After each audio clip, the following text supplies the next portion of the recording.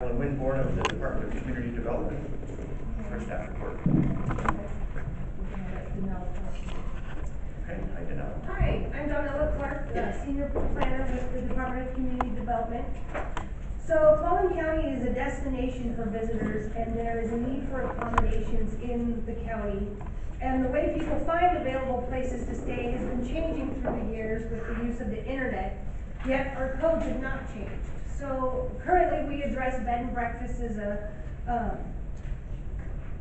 there's an owner manager on site on the property, but there's no reference to what we know as vacation rentals, where there's an absentee owner renting out their entire structure to a group or individuals for their, less than 30 days on the site. So DCD decided that they needed to introduce an ordinance, so they took an ordinance draft to the Planning Commission on May 18th, 2016.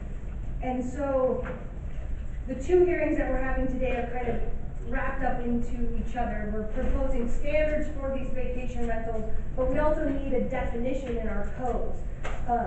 So there has to be a formal second hearing to follow this. But the proposal is that we're going to say a vacation rental means a legally constructed single-family dwelling intended for the occupancy of the entire dwelling, not rental of individual rooms, because that's already addressed by our code through bed and breakfast definition, by any person or group other than the primary owner for periods of 30 days or less, or is otherwise occupied or utilized on a transient basis. Uninhabitable structures like garages, barns, sheds shall not be used as vacation rentals, and vacation rentals does not include a bed and breakfast permitted and operated in accordance with the Paulding County Code. After discussions with the Planning Commission, a revised draft was presented to them again on June 1st of this year, and then a hearing was held on July 6th.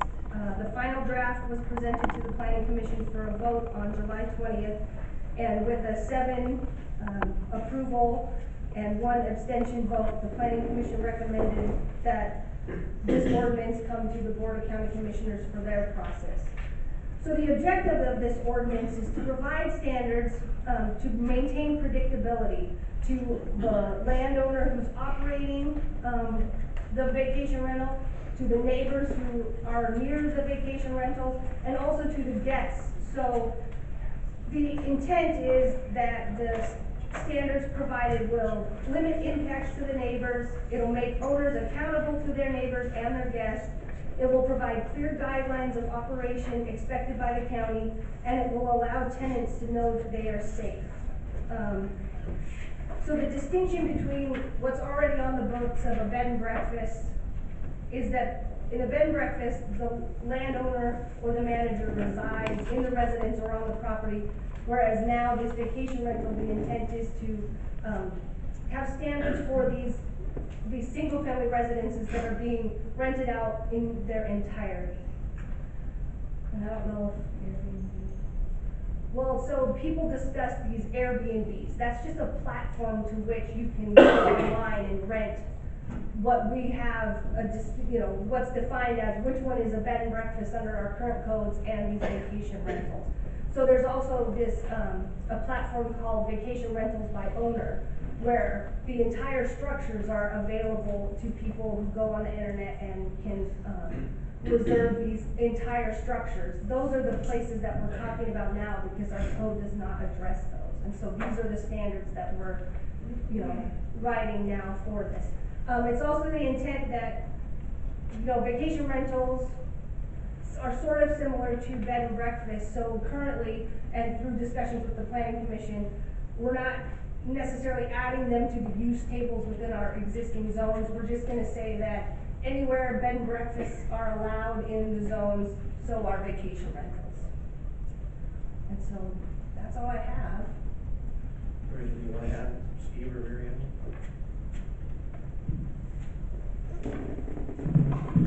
Steve Gray, Planning Manager. Just 2 things. Thank you. Looks like we're going to have some, a bigger crowd. Looks like our copies of the ordinance, there'll be some extra ones coming up here in a minute. So the Planning Commission, in the recommendation, also provided the board a letter transmittal with their findings. So, after you hear the testimony, if you concur with the planning commission, based on the testimony you received, you can certainly use those findings, or you can certainly go a different direction or adopt additional findings for your decision. The department is going to help you on that. I would indicate, as Dale indicated, so you can't, in all our individual zoning districts, so you can't look in the use table for individual homes and see vacation rental. And that's because, at this point in time, a vacation rental is in a single family home. So it has to be a single family home. So this is essentially considered an accessory use to a single family home, at least how the current code is written, which an accessory use is, as long as they are clearly subordinate and don't detract from the main use, which is the residential use, are allowed in all those zones. So where single family dwellings are allowed, vacation rentals are allowed. This proposed ordinance just further defines what a vacation rental is and provides standards to guide their regulation moving forward. Anything else, Mary Ellen? No, any questions from the board or staff? Okay, so if there's no objection, we'll open the public hearing. We do have a number of people that have signed up to testify, so I'll go through the list, and then when we're through with the list, if anybody else wishes to testify, we'll let you come up then. So we'll start off, Patricia Allen, and I believe you already made your comments, so they're a matter of public record. Joe Soha. And I guess our administrator is handing out copies of the code, so if people want a copy, raise your hand. Joe Soha.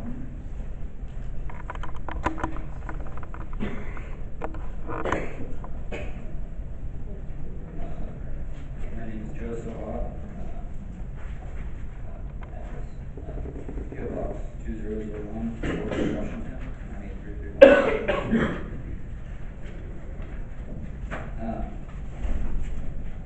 I'm in favor of vacation rentals.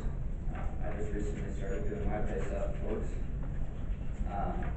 Seeing these proposed rules and regulations, I don't see in here where people took into account that out in Forks,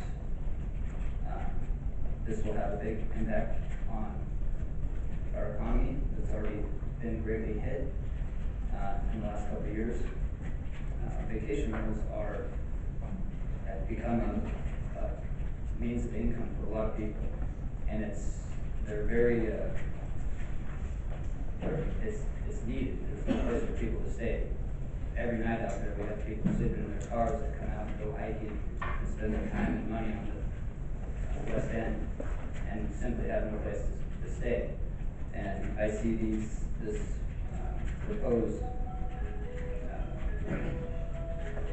regulations that are going to impact that and force a lot of people from doing it.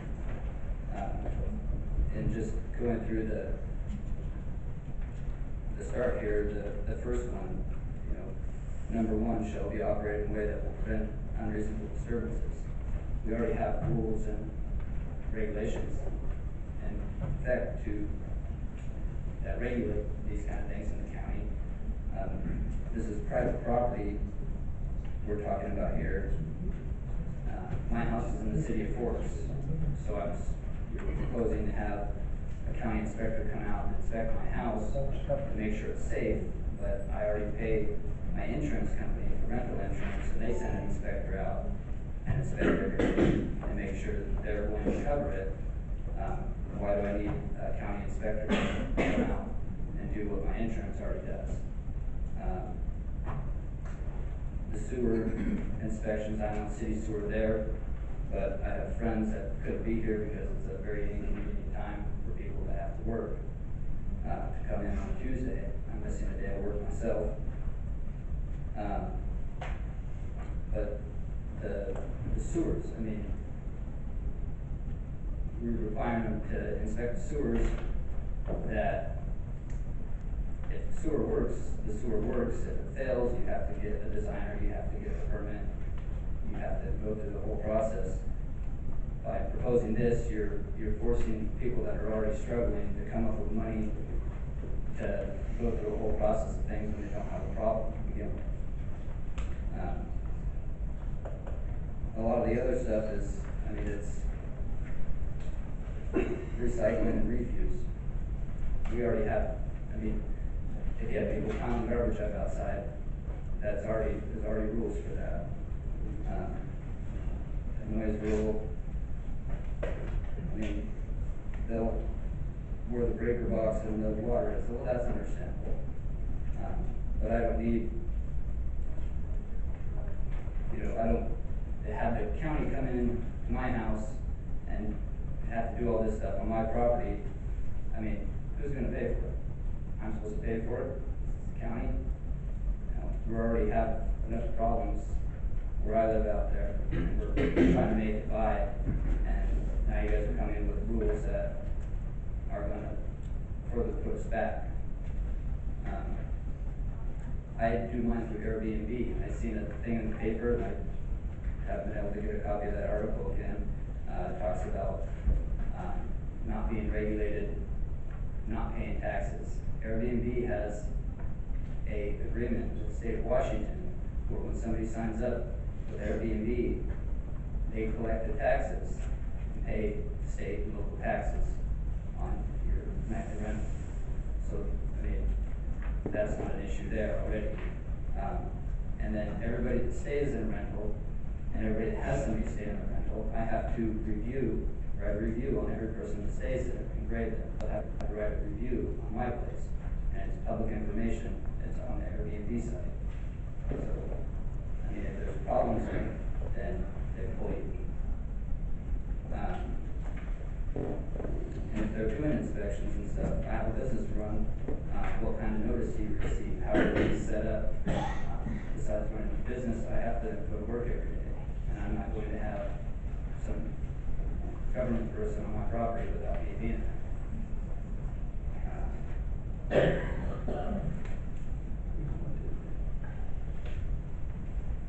Anybody else? So, it just seems like it's infringing on my, personal property rights, and I have an issue with that. Mary Ellen, could you clarify? I believe since the gentleman lives in the city of Forks, that these ordinances won't, these ordinances won't even get back to inside the city of Forks. But my parents have a house in the county. Okay, but you were talking about the issue inside the city of Forks, government coming on your property. No county I'm person. talking about the county inspections. It says it right here that, let's see, on the side, a contract with the on-site septic. What kind of contract? Well, it's for people who live in the county who have a septic system, and that's already a law that you have to have your septic system inspected, so just clarifying. But for you in the city of Forks, none of this. I know, but there's multiple people that couldn't be here today. Okay. That live in the county, including my parents. So can I offer a little bit of clarification? So, yes, as the gentleman noted, that these rules are already within the Collin County codes, that you have your septic system inspected. We're just doing a couple additional things. On-site parking needs to be provided. We would like to make sure that there's a contract for refuse. And then the other issue is this inspection. So it's going to be a $50 inspection where a building department official comes out and inspects to ensure that there's exits, egress, smoke detectors, to make sure that, there hasn't been modifications of a garage into living space without a permit. But yes, it's only gonna be a $50 inspection fee, and it's just to ensure that, that the structure is safe for tenants. And that's, in order to allow people who are using these vacation rentals this, another layer of safety, that they know that these are safe structures, the county has looked at that. So, and then, there are some places in the county that are on sewer.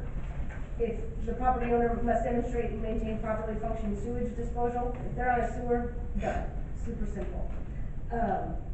On-site parking, recycling, noise is already on the books, and then, yeah, some of these are just common sense things, make sure that people know, where maybe the property boundaries are, so they're not trespassing, make sure they know where the breaker boxes are and the gas shut off.